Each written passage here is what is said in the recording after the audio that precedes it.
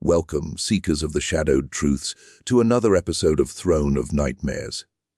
I am your host, the Weaver of Whispers, guiding you through the labyrinth of forgotten horrors where the veil between the living and the damned grows perilously thin. Tonight, we delve into a tale that has slumbered in the dust of centuries, a story etched not in ink, but in the very mortar of crumbling walls. Imagine, if you will, a convent perched on the edge of a fog-shrouded cliff, its spires piercing the eternal grey sky like skeletal fingers clawing at heaven. This is St. Mary's, a sanctuary-turned-sepulchre, where piety once bloomed but now only echoes of despair linger. Picture the scene. It is the dead of night, the year 1897, in the remote highlands of Ireland. The wind moans like a chorus of lost souls, battering against the ancient stone facade of St. Mary's Convent.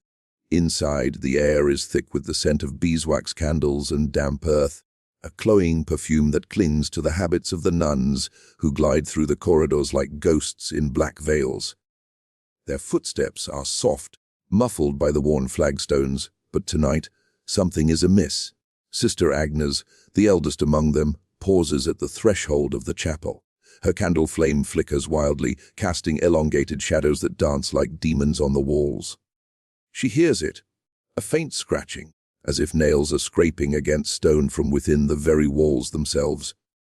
Not outside, no, but buried deep, where no living hand should reach. What secrets do these walls hold?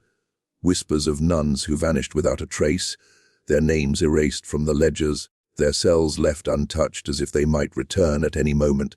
But they never do. St. Mary's was built in the 17th century, a bastion of faith amid the turmoil of religious wars and famines that ravaged the land. It was meant to be a refuge for the devout, a place where women could devote their lives to God, far from the temptations and terrors of the world. Yet, as the years wore on, rumors began to seep through the cracks like blood from a hidden wound. Nuns disappearing in the night, their screams swallowed by the wind. Strange markings found etched into the plaster. Symbols that no priest could decipher, symbols that spoke of older, darker rites predating the cross. Our journey tonight uncovers the enigma of the vanishing nuns, a chronicle of devotion twisted into dread. We'll walk the dimly lit halls, peer into the forbidden crypts, and unearth the buried truths that have festered for generations. But beware, dear listener, these stories are not mere fables. They draw from the marrow of history, where fact and nightmare entwine. As we proceed, you may feel a chill creep up your spine, a sensation that something or someone is watching from the shadows. Is it the wind, or the restless spirits of those who were silenced? Let me paint the atmosphere more vividly. The convent's grounds are overgrown with thorny brambles that snag at your clothes like desperate hands.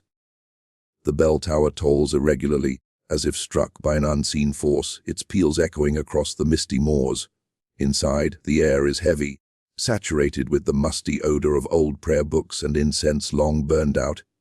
Candles gutter in their holders, throwing erratic light that reveals glimpses of faded frescoes, saints with eyes that seem to follow you, their expressions not benevolent, but accusatory. The hook that draws you in. What if the walls of St. Mary's are not just stone, but a prison for secrets so profane they could shatter the soul? In 1923, a young novice named Elara stumbled upon a hidden chamber during renovations. What she found there?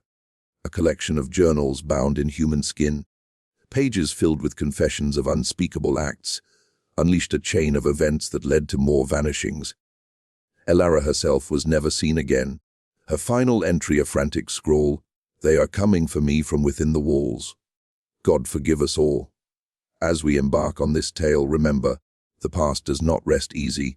It claws its way back, demanding to be heard. Settle in, dim the lights, and let the nightmare unfold. For in the throne of nightmares, every whisper carries the weight of eternity. Now, let us step into the heart of the story, where the veil begins to tear. The story begins in earnest on a rain-lashed evening in October 1897, when Sister Margaret arrived at St. Mary's Convent. The carriage wheels churned through the mud of the winding path, the horses snorting steam into the cold air as if sensing the malevolence ahead. Margaret, barely 20, clutched her rosary beads so tightly that her knuckles whitened. She had been sent here from a bustling orphanage in Dublin, drawn by a calling she could not ignore, a voice in her dreams whispering of divine purpose. But as the convent loomed into view, its grey stone walls slick with rain, that voice twisted into something sinister, a low murmur that made her shiver. The gates creaked open like the jaws of a beast, and Mother Superior Agnes greeted her at the door. Agnes was a towering figure, her face etched with lines like cracks in porcelain, her eyes sharp as daggers beneath her wimple. "Welcome, child," she intoned, her voice a rasp that echoed through the empty courtyard. "St. Mary's is a place of solace, but only for those who submit fully to its embrace." Margaret nodded, her heart pounding as she was led inside. The halls were labyrinthine, lit by sputtering lanterns that cast long shadows. The air smelled of damp stone and faint rot, as if the building itself was decaying from within. That first night, Margaret was assigned a cell in the east wing, a narrow room with a single window overlooking the sheer drop of the cliffs.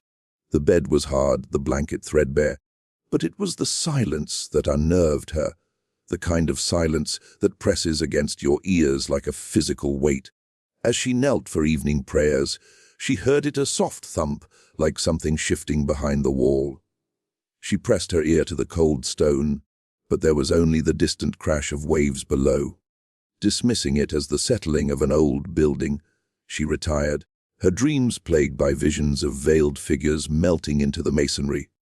The next morning, during matins, Margaret met the other nuns. There were 12 in total, a number that struck her as oddly symbolic, like the apostles. Sister Clara, the youngest besides herself, was pale and wide-eyed, her hands trembling as she passed the bread at breakfast. "You'll get used to it," Clara whispered, glancing nervously at the walls. The whispers, they come and go. Margaret frowned, but before she could inquire, Mother Agnes silenced them with a glare. Days blurred into weeks.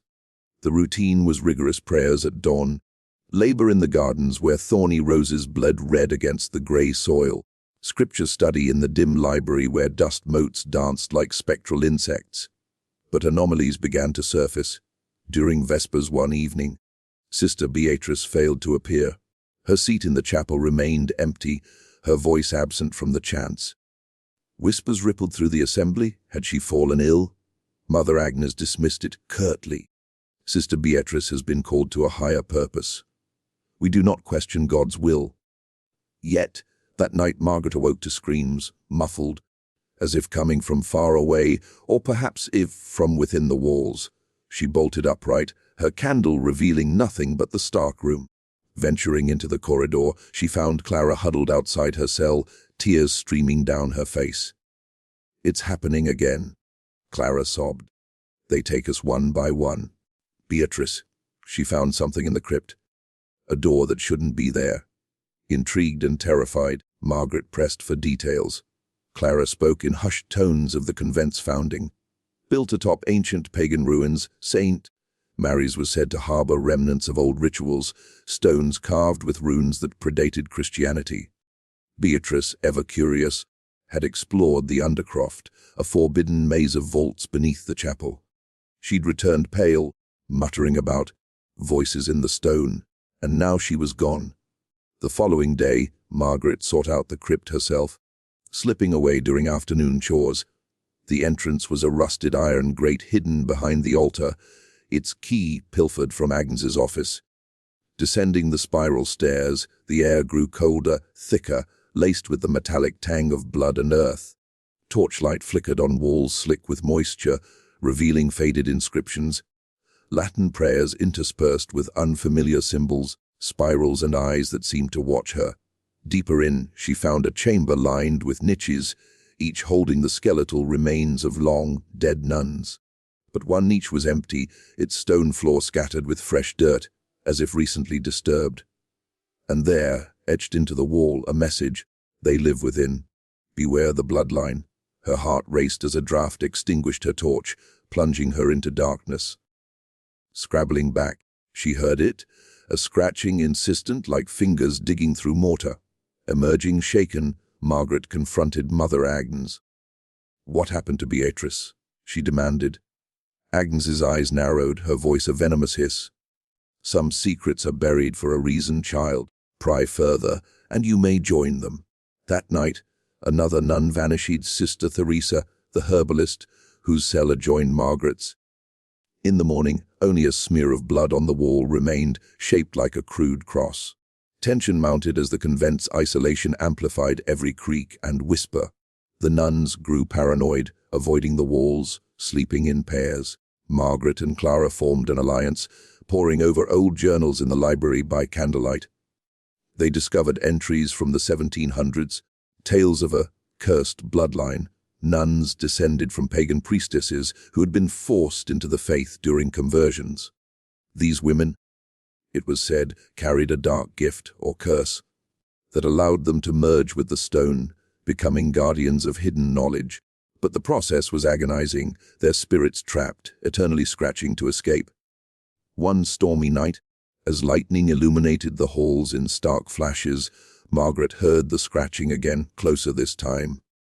Pressing her palm to the wall, she felt a vibration, a pulse like a heartbeat, and then a voice, faint, pleading, "Release us." The wall's hunger.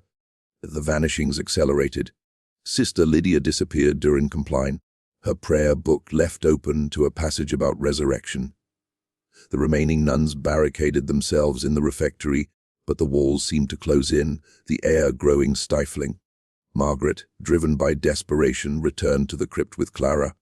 There, they uncovered a hidden alcove behind a loose stone, an altar of sorts, stained with ancient blood, surrounded by vials of a dark liquid. As they examined it, the ground trembled. Shadows coalesced into forms, veiled silhouettes emerging from the walls, their eyes glowing with unearthly light. "The bloodline calls," one whispered, its voice a chorus of the vanished. Margaret realized the truth. The convent was built to contain them, but the curse demanded sacrifices to maintain the seal. Fleeing upward, they burst into the chapel, only to find Mother Agnes waiting, a dagger in hand. "You've awakened them," she snarled. "No. You must join the walls." The confrontation in the chapel marked the turning point, where the veil of sanctity shredded completely, revealing the festering horror beneath. Mother Agnes advanced, her dagger glinting in the moonlight streaming through stained glass windows that depicted martyrs in agony.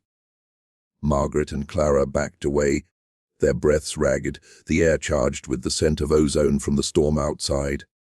"You don't understand," Agnes hissed, her face contorting into something inhuman, veins pulsing like roots under her skin. "The walls protect us from what lies below. The bloodline must be fed, or the ancient ones will rise." Clara screamed as a tendril of shadow snaked from the wall, wrapping around her ankle. It pulled her toward the stone, her body beginning to sink into it, as if the masonry were liquid. Margaret lunged, grabbing Clara's hand, but the pull was inexorable. Clara's eyes widened in terror, her skin paling as she merged, her final words a gurgle. "Don't let them take you." Alone now, Margaret fled through the corridors, the walls alive with movement. Bulges forming where hands pressed from within, faces briefly outlining in the plaster before dissolving. The scratching intensified, a cacophony that drowned out the thunder. She barricaded herself in the library, piling books against the door.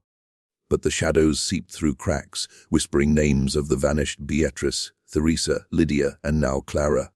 In her panic, Margaret rifled through the forbidden tomes, ancient volumes bound in leather that felt unnervingly warm. One caught her eye, the Codex of Stone, a manuscript from the 1600s, its pages yellowed and brittle. It detailed the convent's true origins, not as a holy site, but a prison erected over a pagan burial ground. The Druids, who once ruled these lands, practiced rites of entombment, binding their priestesses alive within stone to guard sacred knowledge from Christian invaders. When the convent was built, the curse transferred, demanding nuns of pure blood as vessels. Mother Agnes, it revealed, was the last direct descendant, tasked with selecting sacrifices to appease the walls. As Margaret read, the room grew colder, frost forming on the windows despite the storm's warmth. A voice echoed in her mind, not from the walls, but from within. "Join us, sister. Become eternal." She slammed the book shut, but it was too late. The door burst open, Agnes striding in with unnatural grace, her eyes black as voids. "The bloodline ends with me," Agnes intoned, "but the walls require one more. You, Margaret, with your dreams of voices, you carry the mark." A fierce struggle ensued. Margaret grabbed a candelabrum, swinging it like a weapon, flames singeing Agnes's habit. They grappled amid toppling shelves, books spilling like fallen leaves. Agnes's strength was superhuman, her grip like iron, but Margaret's desperation fueled her. She drove the dagger, wrested from Agnes's hand, into the Mother Superior's shoulder. Agnes howled, a sound that reverberated through the convent, cracking the walls. Blood spilled, dark and viscous, seeping into the floor. Where it touched, the stone bubbled, releasing wisps of smoke. The scratching ceased abruptly, replaced by a low groan, as if the building itself was in pain. Margaret staggered back as Agnes collapsed, her body convulsing. From the wound, tendrils emerged. Not blood, but roots, burrowing into the ground, pulling her downward. The convent trembled, chandeliers swaying, plaster raining from the ceiling. Margaret ran for the exit, but the halls twisted, doors leading to dead ends. Shadows pursued her, coalescing into the forms of the vanished nuns, translucent, their faces masks of anguish. "Free us," they pleaded, their voices a symphony of sorrow. In the courtyard, the gates were locked, the storm raging. Lightning struck the bell tower, illuminating a hidden inscription on the outer wall. "The key lies in the blood." Realizing the implication, Margaret returned to the chapel, where Agnes's body lay still, a pool of blood spreading. Dipping her fingers in it, she smeared the liquid on the altar. A rumble echoed, and a section of the wall slid open, revealing a staircase descending deeper than the crypt, into the pagan ruins below. Venturing down, the air grew fetid, alive with the hum of unseen insects. Torches ignited spontaneously, revealing a vast chamber walls lined with mummified figures, nuns and priestesses alike, their eyes open, staring eternally. At the center, a stone sarcophagus pulsed with faint light. Inscriptions warned, "To break the curse, spill the final blood." With trembling hands, Margaret approached, the dagger still clutched. But as she raised it, the mummy stirred, crumbling to dust that swirled like a vortex. Voices assaulted her, confessions of atrocities, nuns who had lured innocents to their doom, preserving the bloodline through generations of hidden births and sacrifices. St. Mary's was no sanctuary, it was a charnel house, built on lies. In a climactic frenzy, Margaret shattered the sarcophagus, releasing a burst of energy that shook the foundations. The walls above cracked, the convent beginning to collapse. She fled upward, debris falling around her, the ghosts guiding her path with ethereal light. Bursting into the night, she watched from the cliffs as St. Mary's crumbled, stones tumbling into the sea below, screams echoing as the trapped souls were finally freed or consumed. But the nightmare didn't end there. Years later, in 1923, when renovations unearthed the journals, novice Ilara read Margaret's account, hidden in the rubble. Tempted by the power described, she performed a ritual, vanishing herself. The cycle, it seemed, was not broken, merely paused. To truly grasp the chilling essence of the vanishing nuns, we must delve into the historical and cultural bedrock upon which St. Mary's stands, a fusion of real events, legends, and the eerie undercurrents of Irish folklore that lend our tale its unsettling authenticity. Ireland's convents, like St. Mary's, were not mere religious outposts. They were microcosms of societal turmoil, where faith intersected with oppression, superstition, and the remnants of pre-Christian beliefs. Let us begin with the foundations. The 17th century saw a surge in convent constructions amid the penal laws, draconian measures imposed by British rule to suppress Catholicism. St. Mary's, though fictional in name, draws from real sites like the ruins of Timoleague Abbey in County Cork or the atmospheric Kylemore Abbey in Connemara, isolated strongholds built on ancient Celtic grounds. These locations often overlay pagan sites, ring forts, dolmens, and sacred wells where druids once performed rituals. Archaeological evidence supports this. Excavations at sites like Newgrange reveal Neolithic tombs incorporated into later Christian structures, symbolizing the uneasy syncretism of old gods and new. The Vanishings echo the Magdalene laundries, real institutions from the 18th to 20th centuries where fallen women, unwed mothers, orphans, or the destitute were confined by the church. Thousands disappeared into these walls, their identities erased. Bodies worked to exhaustion in laundries that symbolized purification through suffering. Reports from survivors, like those in the 2013 McLeese report, describe nuns enforcing silence with whispers of abuse and unmarked graves. In our story, the buried secrets mirror these mass graves discovered at Tuam Mother and Baby Home in 2014, where nearly 800 children's remains were found in a septic tank, a literal entombment within institutional walls. Culturally, the motif of living walls taps into Irish folklore's CD or fairy folk believed to dwell in mounds and stones. Legends like the Banshee's Wail or the Peaker's Shape, shifting warn of otherworldly abductions, where victims vanish into the earth, emerging changed or never. The scratching sounds in our narrative recall the ongri grass, cursed patches of land where famine victims were buried, causing passers-by to hear eternal pleas. During the Great Famine 1845–1852, convents like St. Mary's became refuges, but also sites of despair. Nuns documented apparitions of starving spirits clawing at doors, blending hunger with hauntings. Pagan bloodlines add another layer. Pre-Christian Ireland revered goddess figures like the Morrigan, associated with war and fate, often linked to stone monuments. Christianization forced these into hiding. Stories persist of Cailleach, sea hag witches who could merge with rock, guarding knowledge. The Codex of Stone in our tale parallels real grimoires like the Book of Ballymote, a 14th-century manuscript preserving Ogham script, ancient runes etched on stones, deciphered only in the 19th century, revealing druidic secrets. The 1890s setting aligns with the Gothic revival, when authors like Bram Stoker of Irish-born wove Catholic guilt into horrors like Dracula. Convents featured in tales of walled-up nuns, inspired by medieval immurement punishments where heretics were sealed alive in walls as atonement. European legends, such as the Nun of Monza in Italy, recount women entombed for sins, their ghosts scratching for release. In Ireland, the 1920s renovations in our story echo post-independence excavations, uncovering pagan artifacts amid church ruins, fueling nationalist myths of reclaimed heritage tinged with dread. Eerily, modern parallels persist. In 2021, investigations into Irish convents revealed hidden chambers with relics and documents of suppressed histories, including forced adoptions. Folklore festivals still recount vanishing villages, like those in County Kerry, where entire communities disappeared, attributed to fairy curses or famines. Our narrative blends these. The blood ritual draws from Samhain traditions, where blood offerings appeased spirits at liminal sites like cliffs, mirroring St. Mary's Perch. This context isn't just backdrop. It infuses the tale with authenticity, making the horrors feel plausible. As we uncover these layers, the line between history and haunting blurs, leaving us to wonder how many real vanishings were dismissed as legend, their victims forever silenced within the walls.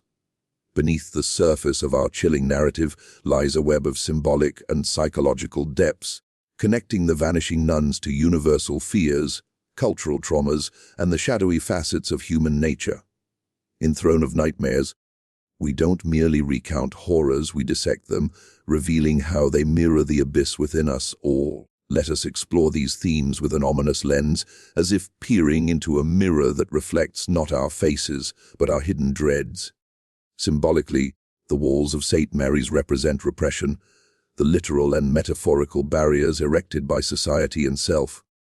In psychoanalytic terms, drawing from Freud's uncanny, the scratching evokes the return of the repressed, buried traumas clawing back. The nuns, veiled and confined, symbolize women's historical subjugation under patriarchal religion, Their vanishings a metaphor for erased identities. The bloodline curse embodies intergenerational trauma, akin to how colonial histories haunt Ireland. Pagan roots suppressed yet persistent, erupting like Agnes's roots from her wound. Psychologically, the story taps into claustrophobia and the fear of entombment, a primal terror rooted in human vulnerability. Jungian archetypes abound, the convent as the collective unconscious, housing shadows, the vanished nuns that demand integration. Margaret's journey is a descent into the underworld, a catabasis where confronting the shadow self leads to transformation or destruction. Her dreams of voices suggest the anima, the feminine divine repressed by rigid faith, manifesting as horror. Thematically, it connects to universal fears of oblivion. Vanishing without trace echoes existential dread, the anxiety of being forgotten in an indifferent universe. In cultural terms, it reflects Ireland's trauma from famine and emigration, where millions vanished, overseas or into graves, their stories walled up in silence. The Magdalene laundries amplify this institutional abuse as a societal wall hiding shame. Our tale questions faith's dark side, how devotion becomes fanaticism, sacrifices justified as God's will. Human nature's duality shines through Agnes as the monstrous mother, protector turned predator, embodying the banality of evil. Hannah Arendt's concept applies: ordinary people perpetuate horrors through complicity. The wall's hunger symbolizes insatiable societal demands on women, purity, silence, sacrifice, devouring those who resist. Ominously, it probes cultural trauma's persistence. Post-colonial theory views the pagan-Christian clash as hybridity's horror, where suppressed identities hybridize into monstrosities.